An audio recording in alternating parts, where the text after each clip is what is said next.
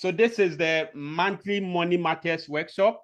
And on this platform, we have conversation about money. Yes, we want to encourage the financial literacy conversation.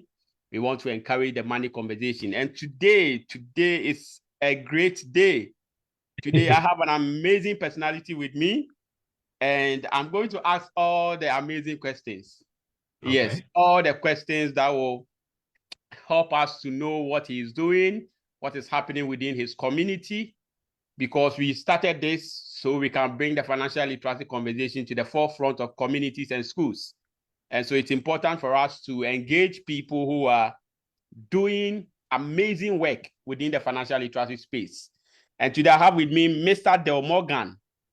Mr. Del Morgan is the CEO and founder, Foundation 47. Yes, sir. Yes, he is the CEO and founder of Foundation 47. Del is a native of Lexington, Kentucky, and graduate of Eastern Kentucky University with a degree in accounting.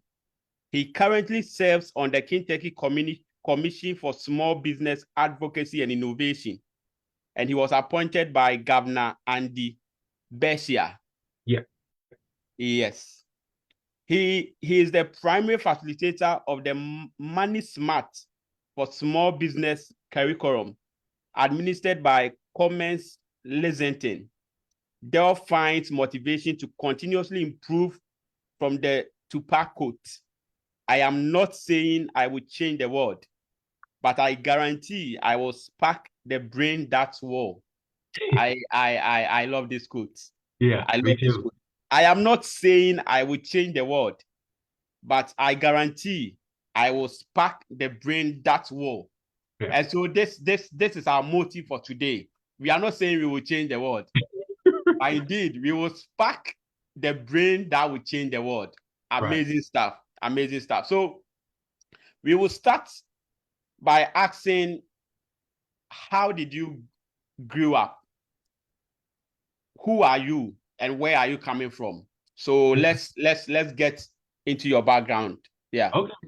So thank you, Peter. So everybody wants to know, and I think for me, growing up in an impoverished neighborhood in the housing projects of Lexington, Kentucky, on government assistance, welfare, and food stamps, I literally watched my mom every month sign. Once when the welfare check came in, I really watched her sign the check and hand it over to our landlord because the check was only enough to pay for the rent and utilities.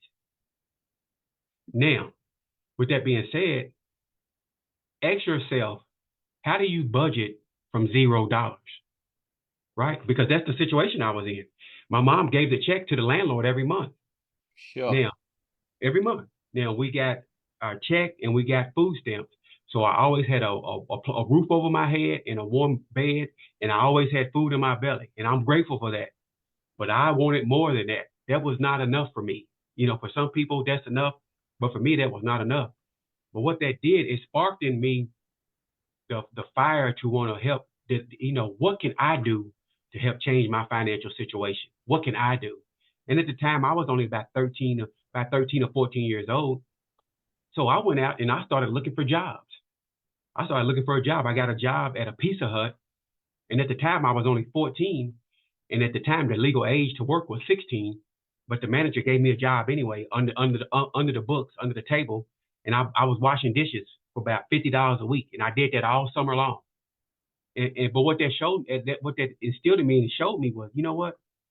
I might be a kid or a teenager, but I can help my financial situation and my family situation, because after I did that, I think over the length of the summer, I saved up about $500 or $600, and I was able to help buy clothes and school supplies for me and my siblings.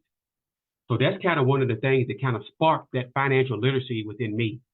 And another thing is when I graduated high school, when I went to college, I didn't know how to balance the checkbook. Nobody had told me any financial terms. I didn't know about budgeting. I didn't know about credit score. Matter of fact, when I got to college, I signed up for a credit card to get a free T-shirt and a slice of pizza, right? And then I maxed the credit card out within like 2 or 3 hours after I got it. And little did I know what I was doing to my credit score, let alone I didn't even know what credit score was. So it was a lot of those things that I learned the hard way that I said when I started my company, I said, you know what? I'm going to tell these stories to people and I'm going to equip them with the tools so they don't make the same mistakes that I did. And so they have a better chance in life, right? And that's kind of how I got started. Great, great, great. It seems we kind of have similar stories. So I got myself into financial literacy when my granddad shared a story with me. So he made all the mistakes. Right. And then after he shared the story with me, I said to myself, then I need to take its message to the world. So it's inspiring when we hear some of these stories. Right. Because stories can help you shape your future.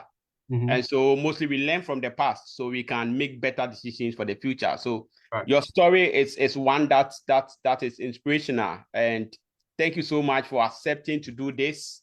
Thank you so much for accepting to impact the world so we can create a society of financial literates. So you are the CEO and the founder of Foundation 47. Yes, sir.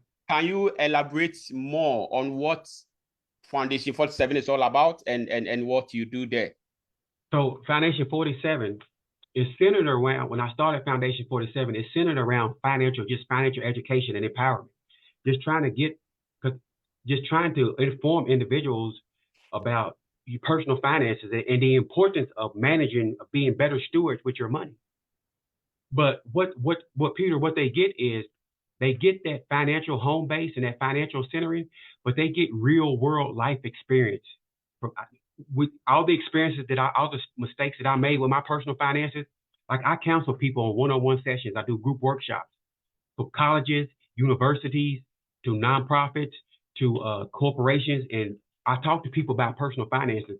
And what I find most from what they tell me is like they love learning about budgeting and credit score and stuff, but they love hearing my stories that I've experienced over the years, but also the stories that other people have told me they've experienced over the years. And they said that helps them learn more, learn better. And it can tell you, hey, I had a young guy tell me, he said, you know, when I got to college, based on what you told me, he said, I did not sign up for those credit cards. I did not do it. So the key to financial literacy in my eyes is that, again, when I was a teenager, nobody taught me things about financial literacy, credit score, budgeting. Nobody taught me these things. But the key to it, and I would like to think that I would have been receptive to that.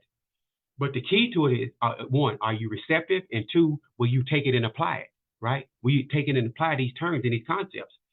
So with my company, I traveled particularly to the state of Kentucky to colleges and universities, and I facilitate workshops, one-on-one sessions, and I do Zoom calls, and I just sit down and I talk to people, and we have a conversation about their personal finance, and I equip them with the tools and knowledge and skills, whether it be something simple as a budget template in Excel, where they can actually get started.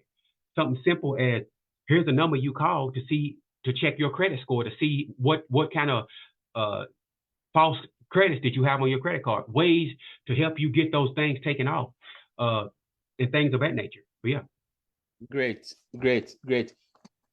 So it's one thing to receive the information, right, and it's another thing to apply the information. Right. So I like the fact that you spoke about reception and also application. Right. So people receive the information and then they don't do anything with the information. If you do that, you won't achieve financial success. No. But then if you receive the information and you apply that information, you are certain that you are going to achieve financial success. Great. Right. So now let's dive deeper into what happens in Kentucky. Okay. How is financial literacy being driven in the state of Kentucky? So in the state of Kentucky, I don't know if it's a mandate, but they have a financial literacy requirement in the schools, the high schools. Okay. But the issue is, so when they have these mandates and requirements, okay, they'll say it's a mandated requirement, but sometimes they don't back it up with what? The resources and the money, the budgeting. Yeah. So some of these schools saying, okay, well, we have a requirement and we know we should be teaching this stuff, But we can't. What we're having to do is we're throwing this on the math teacher because he's a math teacher. They're throwing personal finance on him, and he may not be equipped to even talk about it in that realm. Yeah. So what you find is, and then they have here in Kentucky at the state level through the governor's office here, they have a commission called the Commission on Financial Empowerment, and they have some wonderful initiatives that they try to push out through the state. So you have people all across the state who are pushing the financial literacy initiative, but in some cases it's not being backed up. Essentially, they're not putting their money where their mouth is, right? Okay. So that's where individuals like me have been able to come in and analyze that gap and gain and say, through some of the public school systems, some of the nonprofits around town, they hire me to come in and I facilitate these financial literacy workshops to individuals. Okay. But so let me ask this: Is financial literacy mandatory in the state of Kentucky?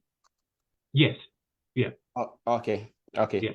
But they're not. But in my opinion, what I see is mandated, but they're not backing it up with the resources. Yes, with the resources. Great. Right.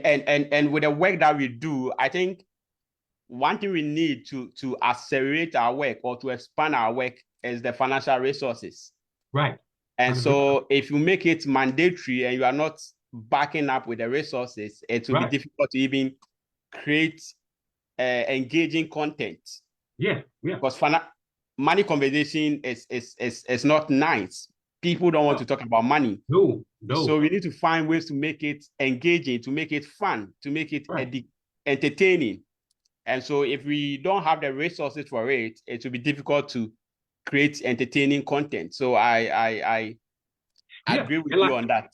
And like you said, it takes money and resources because again, you just stated, a lot of people don't like to talk about money, and some of it, from what I've experienced, they don't want to talk about money because, let's say you have an individual, they might not be happy, they may feel embarrassed about their financial situation, right? So they don't want to talk about that. And then when you talk about, say, the younger, say the teenagers and college age students, you have to figure out things to keep them actively engaged, and that stuff costs money. If you don't have the financial backing to do it, it's just hard to do. Okay. Great. So let me ask this question. So aside financial literacy skills, what other life skills is being inculcated in young people within the state of Kentucky? What other life skills do you see? I would say a lot of the things, and particularly with my company, that when I'm out in the community, is I work on those interpersonal skills and soft skills, the interview skills. And I ask this because you are on the Commission for Small Businesses Advocacy. Right. So I think you are the best person to let us know what some of the skills are. Right. And we work on those soft skills, though, resume building, and a lot. And here's one of the things too that I like about Kentucky too, Peter. It wasn't that way when I was coming up, but a lot of times individuals we get into this rut and this mindset of go to college, get you a job, and go work for somebody. But here in Kentucky, they actually promote small business development, right? They actually promote entrepreneurship. They have several programs across the state where they tapping into these young minds and sparking an entrepreneurial mindset. One of the programs that I teach through Commerce Lexington is a 6-week course where they go in and they walk you from the time you think about starting a business until you actually open that door. And then even when you're in the door, the management of the business, the finance of the business, the time management of the business, the loan process. So that's one of the things I'm happy with Kentucky. But even then, with that being said, a lot of times it's still not backed up with the resources. So it's kind of one of those things, they provide you with they give you so much, and then you have to just take it and run with it.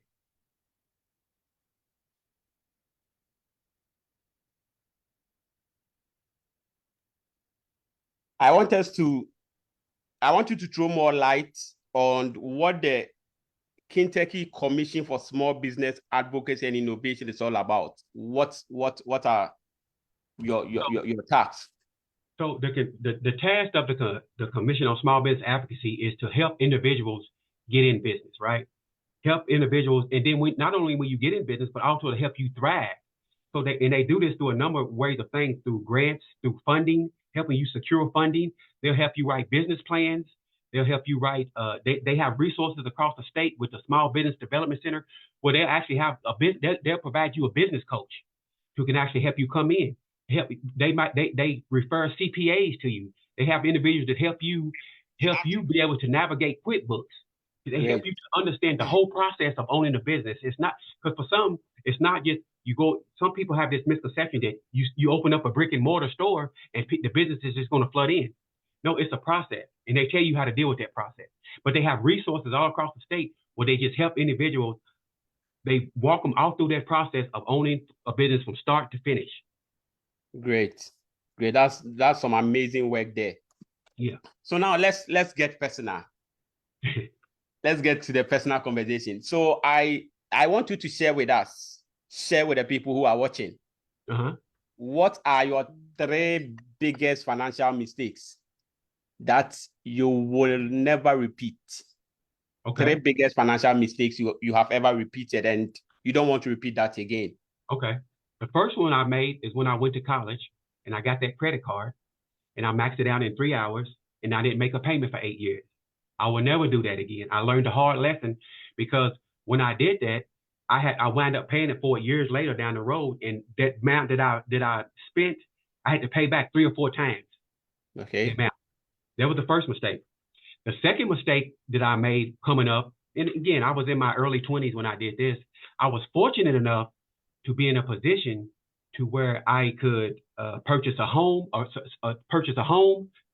potentially for investment rental property, or I could have purchased a Cadillac. Which one do you think I did?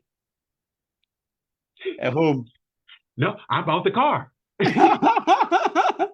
I should have purchased a home, but I bought the car. But at that time, I didn't value that investment property, that home. I didn't value that. That wasn't important to me. I wanted that car because I wanted that status and when I think about it, Peter, I didn't really want the car. I want what the car gave me, the status that the car gave me, the status in my community, the women, the pats on the back, the things. That's the only reason why I wanted that car for. Yeah. And another mistake that I made is that I always tell people that when you're sitting together and you're putting down your budget, and this could vary for people. I'll say, you know how you have your line item budgets, but there are 2 X factor line item categories that I tell people to budget for, because where I come from is inevitable it's going to happen. Okay. One is family and friends, because as you know, your family and friends are always going to be in your pocket, especially if they know that you are good with money. Yeah. And they're not. So you're going to have to bail people out, family and friends. Number 2, living in the society that we live in, if you have kids out of wedlock, you can bank on you're going to be paying child support. Mm-hmm. A lot of people don't plan for that. Next day you're going along, and next thing you know, you got $300 or $400 coming out of your budget to pay child support. Now you should help take care of those kids. You brought them here as though, but I'm telling you, just plan for that as well. Friends and family and child support. Great. So credit it's something that mostly I tell people with credit, it's either you are going to pay interest on that credit, or you are going to get interest. And so when you are going for credit, you need to ask yourself, am I going to pay interest, or am I putting a structure in place where I will get interest? So I say interest can work for you or against you. Right. And one way interest can work against you is when you go in for credit.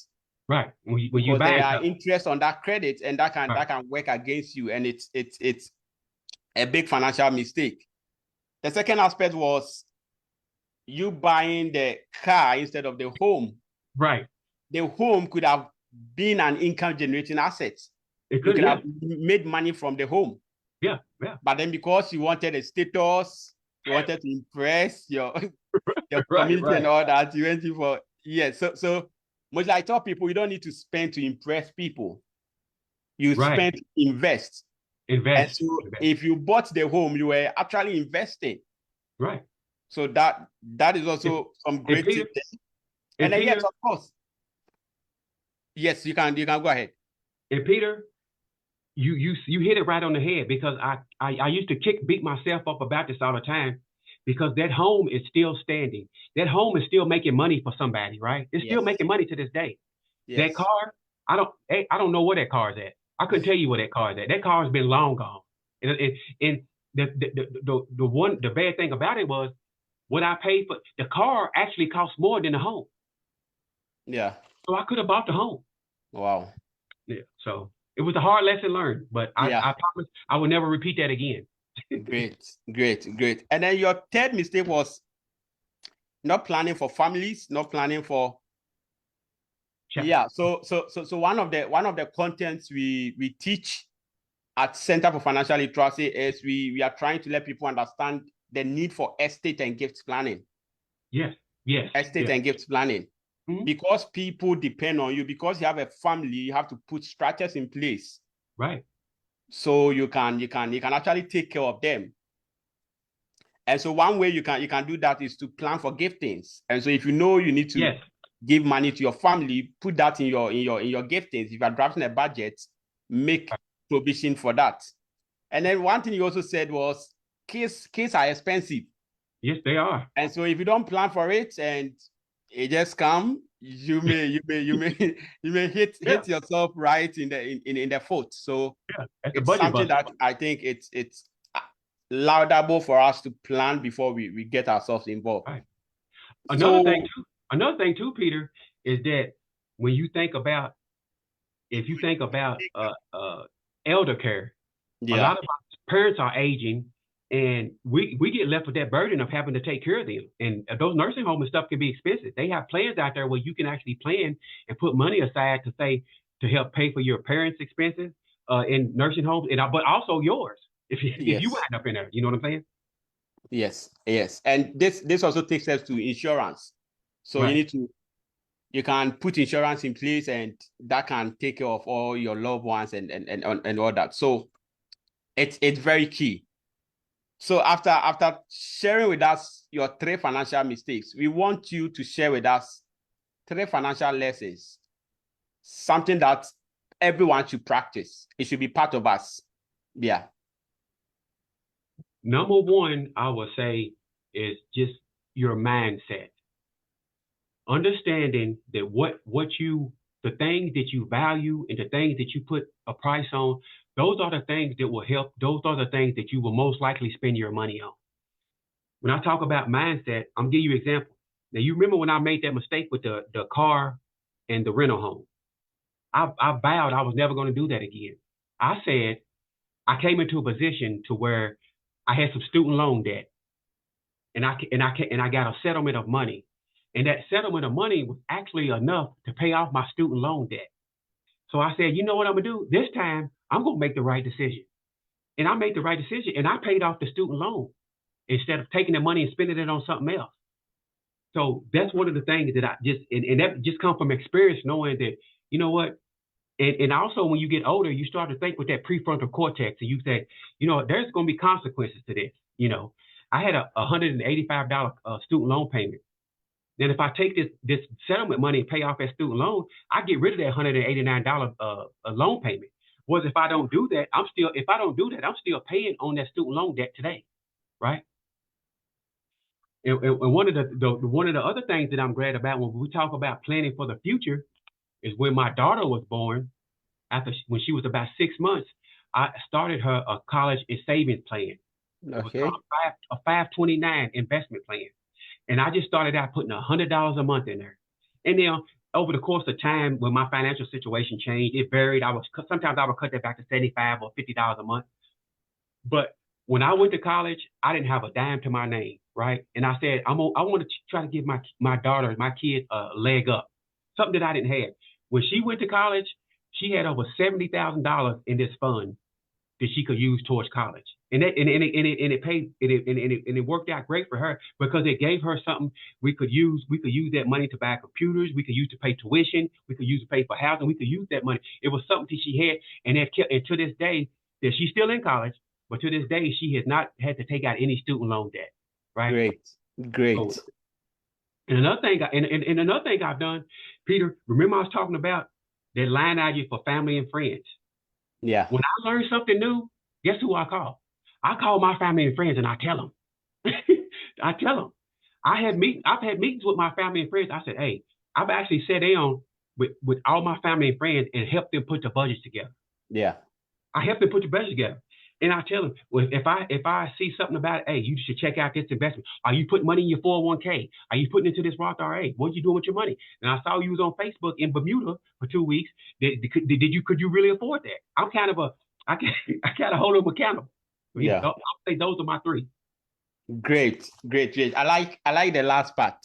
We need to get everyone on board. We need to get Right. everyone involved. So one recommendation I make to my client is that you should have a family meeting. Bring your family together. Right. Let's know their financial decisions. Let's know their financial actions and inactions. Yeah. And let's talk among ourselves to structure a proper plan for our household. So it's important for you to get everyone involved. Yep. Because I mostly say if you are the only rich person in your family or among your friends, right, you will suffer. You will suffer because everybody's coming for you. Yes. And so you need to empower everyone around you. Yeah. So everyone can create wealth, everyone can make money. It makes it fun. It makes it fulfilling. Oh yeah. Yes. If something comes up, this person will give a dime, this person will give a dime, and you are able to execute that. So it's kind of like that old saying by if you give a person a fish, they'll eat for a day. If you teach them how to fish, they'll eat for a lifetime. Absolutely. Great. I'm loving this conversation already. You are sharing some great insight. And I think the people who are watching will take some key lessons from this and use that to better manage their personal finance. So I have some few questions here. Okay. So someone wants to know, what are some of the career opportunities available in Kentucky? What are some of the career opportunities available in Kentucky? In terms of jobs or? Yes, in terms of jobs. If you want to explore your career, what are some of the things you can do? A lot of it is teaching opportunities, jobs in the public school system. If you have a passion for that, they're and this is kind of all across the country. It's a teacher shortage, and I know the governor has been very diligent here in trying to get teachers raises and stuff, trying to make it equitable salary. So I would say teaching opportunities. There are opportunities to come in, and I say be a business owner. Now one of the things that's kind of hindrance here is that construction. Maybe you could come in and buy an existing business, but I'll say the opportunity to be a business owner as well. Yeah. Great. And to learn. One thing I like about here in Kentucky is that there are opportunities out there. You may just have to find them and go get them. You might just have to go get them, right? Great. So when you were talking about your 3 lessons, you also spoke about mindset, right? And I think last month I engaged Sam S. Renick. I know you know Sammy Rabbit. Yeah. So I engaged him, and he also spoke about mindset. So this whole financial literacy conversation, I think it centers around mindset. Of course. If you don't have the right mindset, you can't manage your money. You can't even make money. No. And so it all starts from our mindset. That's great. So I have another question for you. Okay. Someone wants to know, how are Kentucky colleges educating students for the job market? How are they educating them, preparing them for the job market? Yes. I think it may vary from each institution. Some of the institutions that I go to, I know they really have an onus on just those personal skills, interpersonal skills, job interview skills, being able to get on the job and understand, like being able to communicate with customers, being able to communicate with your manager. Because you hear sometimes stories about, I hear young people saying, well, I quit my job because me and the manager had a disagreement. As you know, as you get older, that you can't quit your job because you have a disagreement with your manager. So I think the universities and the education system here is doing a great job on basically just educating students on how to deal with conflict resolution, I would say. Okay, great. Great. So they are offering internship, mentorship, and Midterm, yeah. communication skills, and that's great. And they actually encourage that. They actually encourage mentorship. You know, Great. get with somebody that's done it before. Yeah. And that is something that we want every university to get involved. Right. We should give the student opportunity to explore the job market. We should give them the practical stuff.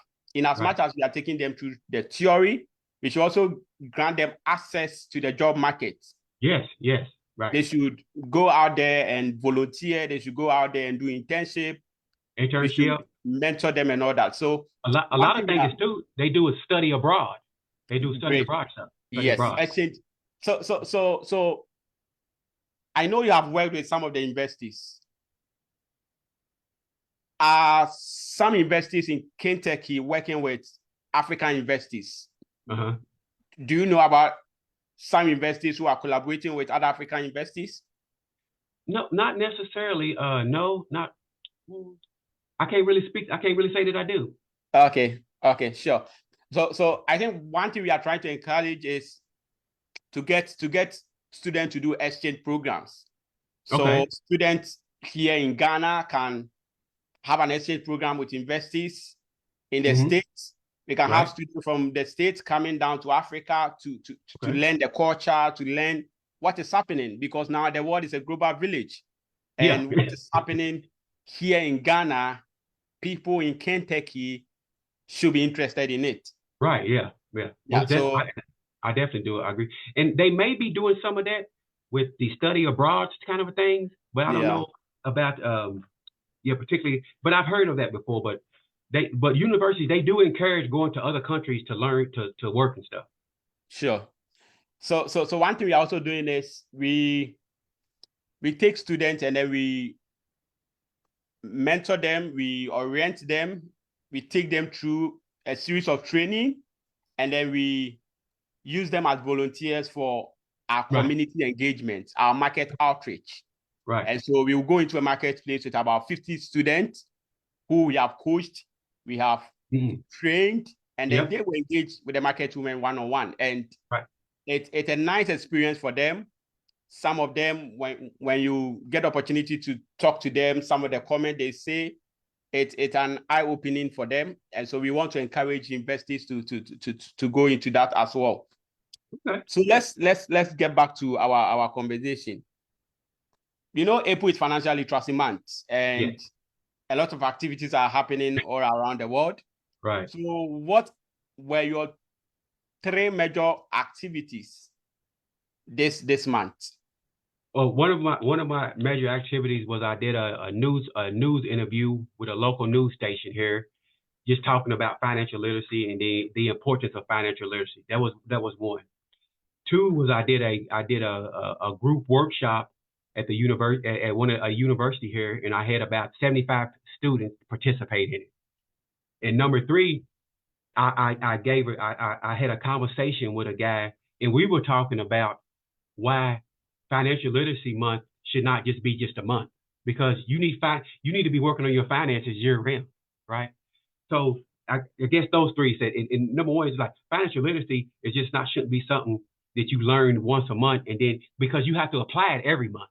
So it should be something that you yourself take in, and this is something that I should be applying every day, every month of my life. Great. So I think we are getting almost to the end of our conversation. Okay. So here I have some words.